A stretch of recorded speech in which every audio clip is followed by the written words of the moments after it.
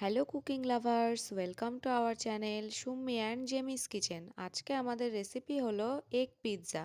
তো চলুন দেখে নেওয়া যাক রেসিপিটা।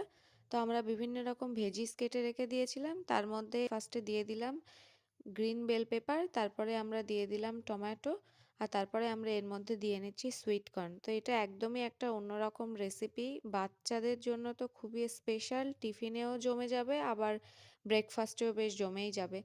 আর তারপরে আমরা এর মধ্যে দিয়ে দিলাম ফেটানো ডিম।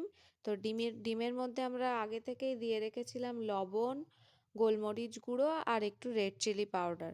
আর এটা মোটামুটি কুক হওয়ার জন্য 5 মিনিট মতো রেখে দেবেন একদমই লো ফ্লেমে। তো দেখুন রেডি হয়ে গেছে। তো খেতেও খুব সুন্দর হয়েছিল জিনিসটা। যেমন ডিমের অমলেট খেয়েছেন ঠিক ততটা সেম হয় না, একটু অন্যরকম হয় যেহেতু এর মধ্যে অনেক ভেজিস দেওয়া আছে। তো ভালো লেগে থাকলে like, comment, share and subscribe করে দেবেন।